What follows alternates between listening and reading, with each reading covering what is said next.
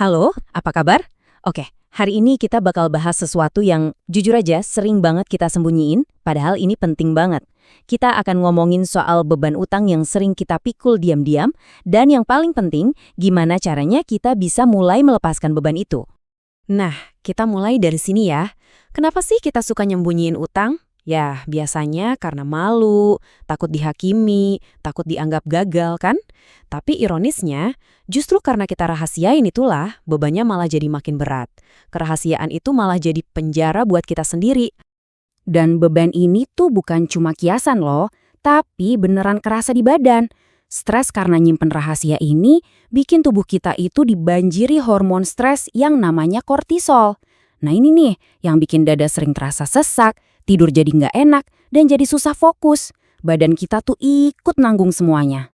Nggak cuma badan, batin kita juga kayak diperas abis. Coba deh bayangin, pikiran kita itu kayak komputer yang lagi buka banyak banget program.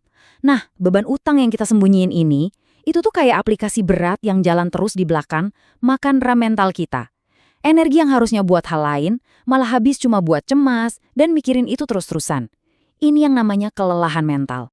Jadi, pertanyaannya buat kita semua, kalau dampaknya seberat itu buat fisik dan mental, kenapa kita masih milih buat mikul ini semua sendirian?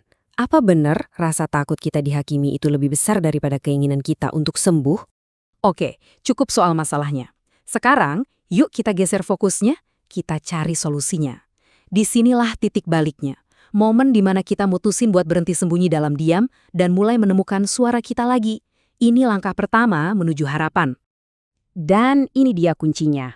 Solusinya itu bukan soal angka dulu, bukan soal strategi dulu, tapi soal hati. Kunci pemulihan batin kita itu yang menemukan sebuah ruang yang aman buat cerita. Ini penawar langsung buat racun rasa malu dan takut yang selama ini bikin kita ngerasa sendirian. Terus, ruang aman itu apa sih? Sederhana aja kok. Ini soal nemuin telinga yang tulus mau dengerin, bukan jari yang sibuk nunjuk-nunjuk kesalahan. Bener kan? Saat kita ngerasa didengerin tanpa dihakimi, pelan-pelan kita juga belajar buat berhenti ngehakimin diri sendiri. Lalu, apa yang terjadi kalau kita berani ngomong? Banyak yang ngira ini tanda kelemahan kan? Salah besar. Justru sebaliknya, ini tuh nunjukin kekuatan. Ini bukti kalau kita cukup berani buat ngelawan rasa malu itu demi mencari jalan keluar. Coba deh lihat perbandingan ini, jelas banget kan bedanya? Kalau dipendam, kita kayak kejebak di cerita soal kelemahan, ngerasa sendiri, berat. Tapi begitu kita berani berbagi, kita ngambil alih ceritanya lagi. Narasi kita langsung berubah, jadi soal kekuatan, soal lega, dan soal nemuin jalan ke depan. Kalimat ini, wah, ngena banget. Ingat ya, berbagi beban itu bukan tanda kamu nyerah. Justru ini tuh kayak ngomong ke diri sendiri dan ke dunia, aku mau bangkit. Kamu lagi ngambil alih lagi hidupmu, nunjukin kalau kamu lebih besar dari utangmu. Dan efeknya itu langsung kerasa loh. Secara psikologis, pas kita cerita, kita tuh kayak ngelepasin beban pikiran yang selama ini ngabisin energi. Tiba-tiba, pikiran jadi lebih plong. Ruang di kepala yang tadinya penuh sama cemas, sekarang bisa dipakai buat mikir jernih, buat nyari solusi.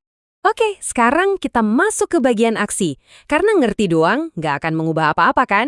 Yuk, kita ambil satu langkah pertama. Yang paling gampang, yang paling mungkin kita lakuin sekarang juga. Kalau kamu ngerasa siap tapi masih bingung mau mulai dari mana, kami ada di sini.